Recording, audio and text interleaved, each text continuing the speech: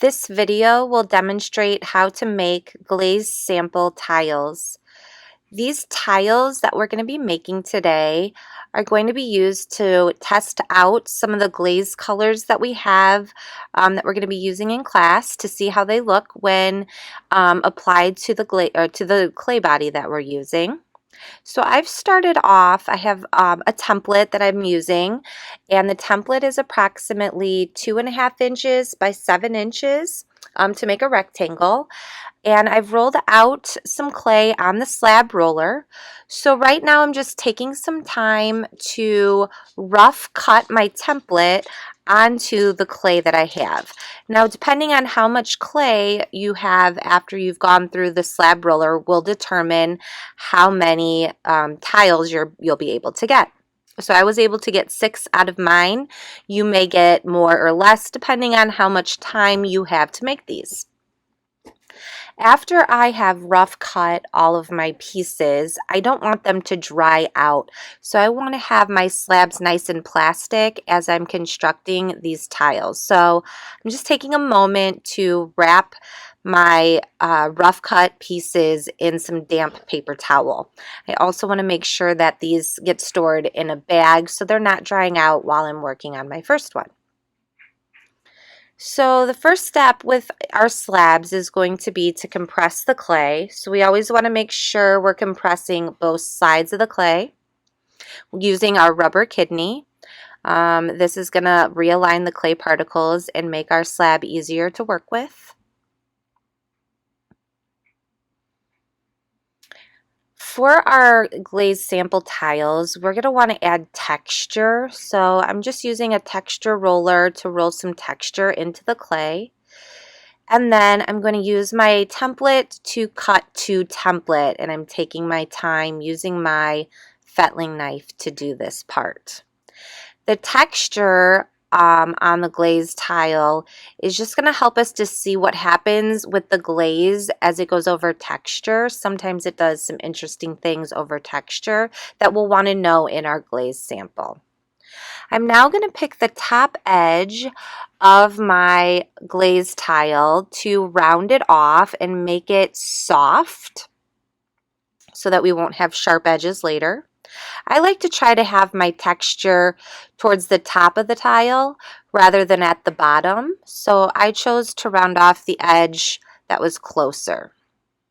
Here I'm now carefully curving my slab of clay into a cylinder and overlapping my edges. I'm going to cut at an angle through my overlap there to create a mitered beveled edge. I like to do that at an angle. It just helps give you more surface area to connect. I'm then going to score both sides, add some slip, and then this part's tricky. You got to kind of press the seam together and hold it for a few minutes. Maybe adjust it. It's kind of slippery, so constantly looking at your seam. Then you'll use your rubber kidney to compress the seam a little bit more. So the rubber kidney is going to help compress that seam to make it seamless. On the inside, it'll be hard to get the rubber kidney in there, so I'm going to use a modeling tool to blend the inside seam. Again, trying to make this seamless. And it's okay if you lose a little bit of the texture as you're doing this. It's more important that the seam stays connected. Just take a little bit of time to smooth it out. Now, after you've finished, we'll let it sit for a bit, and then we're going to cut these in half. So I'm cutting away from the seam. I'm not cutting directly on the seam, and then I can move on to my next one. In this second glaze tile, I'm going to show you a couple of different things. One is going to be a different texture tool, and the other thing I'm going to show you is another way of creating the beveled edge. So again, I'm starting off by compressing my slab, both sides, to realign the clay particles and to smooth out the clay. Next, I'm going to be using a different type of texture roller. I'm going to choose the side that's going to be my top, and I'm rolling the texture, pressing down evenly as I go across to imprint the texture. Then I'll use my template and my fettling knife to cut nice straight edges, cutting to template here.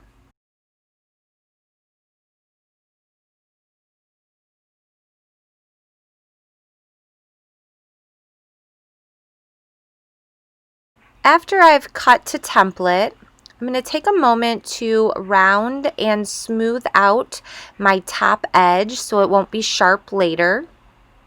So I'm just pressing down and smoothing back and forth. And my clay is still plastic at this stage, so I'm doing so gently so I don't distort the clay too much.